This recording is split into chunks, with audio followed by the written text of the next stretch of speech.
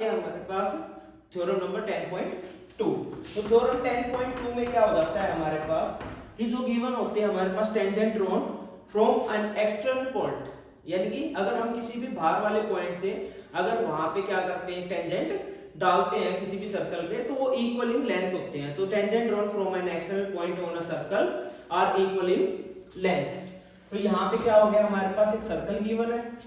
अब ये हमारे पास क्या है, कोई भी एक्सटर्नल पॉइंट है, ए पॉइंट दे दिया हमने। अब यहां से हमने दो टेंजेंट पॉइंट डाल दिए। तो फर्स्ट ये आ गया हमारे पास टेंजेंट पॉइंट जो डल के जा रहा है, इसमें इसका नाम दे दिया हमने P। और सेकंड टेंजेंट पॉइंट हमने यहां से डाल दिया जो कि हो गया Q। सेंटर पॉइंट हमारे पास O हो गया। तो ये कह रहा है कि अगर हम किसी भी एक्सटर्नल पॉइंट से अगर दो चीजें डालते हैं, कोई भी दो टेंजेंट डालते हैं, तो वो ऑलवेज क्या होते हैं, इक्वल होते हैं। तो हमें यहाँ पे ट्रू प्रूव करना है कि AQ equal to AP, AQ equal to AB prove करना है। तो यहाँ पे हमें कंस्ट्रक्ट कर लेते हैं कि OA को क्या कर देते हैं, ज्वाइंट कर देते हैं। तो यहाँ पे ध्यान से देखो, अब हमारे पास दो ट्रायंगल बन के आ रही है, AOQ और AOP। तो ये दो ट्रायंगल बन के आ रहे हैं, तो इनको हम अगर हम आपस में यहाँ पे कॉन्ग्रुएंट प्रूव कर दें, तो कॉन्ग्रुएंट प्रूव करेंगे तो बाई CBCD से क्या हो जाएगा, AQ एंड AP इक्वल आ जाएगा हमारे पास। तो देखो in triangle AQO and triangle APO में, तो यहाँ पे ध्यान से देखो OQ इक्वल किसके होगा, OP के होगा। OQ इक्वल टू OP, ये क्यों इक्वल होगा, क्योंकि हमारे पास क्या चीज है, ये दोनों के दोनों सर्कल की रेडियस गिवन है। तो रेडियस ऑफ सर्कल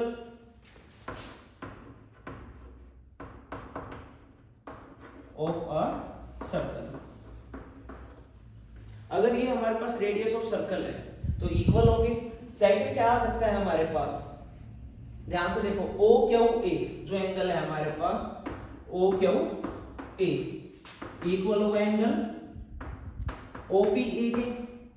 अभी 10.1 थ्योरम में ही हमने समझा है कि अगर हम टेंजेंट डालते हैं तो क्या होते हैं, परपेंडिकुलर होते हैं। तो यहाँ पे आप 10 पॉइंट थ्योरम का रेफरेंस भी डाल सकते हो, जैसे थ्योरम 10.1 हो गया हमारे पास, या फिर आप लिख सकते हो परपेंडिकुलर ईच अदर, या फिर आप लिख सकते हो यहाँ पे 90 डिग्री एंगल, कि दोनों के दोनों क्या है, 90 डिग्री के एंगल है हमारे पास, परपेंडिकुलर है। तो नेक्स्ट आ जाता है हमारे पास यहाँ पे OA इक्वल टू OA। ये दोनों सर्कल्स में क्या है हमारे पास, कॉमन लाइन हो गई कि OA हमारे पास OAQ वाले में भी आ रही है और OAP दोनों ट्रायंगल्स में आ रही है, तो इसलिए क्या हो गई हमारे पास, कॉमन हो गई। तो यहाँ पे हमारे पास जो प्रॉपर्टी लग जाती है RHS, यानी कि right angle, hypotenuse and side. तो इससे हमारे पास प्रूविंग हो जाती है कि triangle AQO congruent triangle APO की। अगर दोनों ट्रायंगल हमारे पास क्या है, कॉन्ग्रुएंट है, तो कॉन्ग्रुएंट होंगे तो यहां से क्या आ जाएगा हमारे पास कि AB इक्वल टू AQ।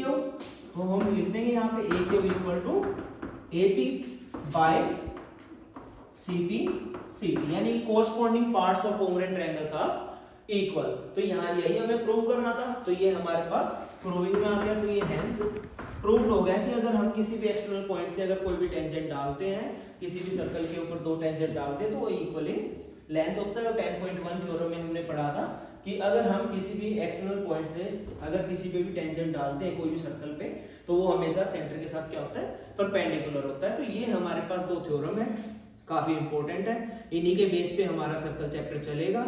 अगर आपको कोई भी डाउट आता है, कोई भी इशू है, तो आप कमेंट सेक्शन में डाल सकते हो अपनी प्रॉब्लम्स को, या फिर आप इंस्टाग्राम पे DM भी कर सकते हो। Thank you.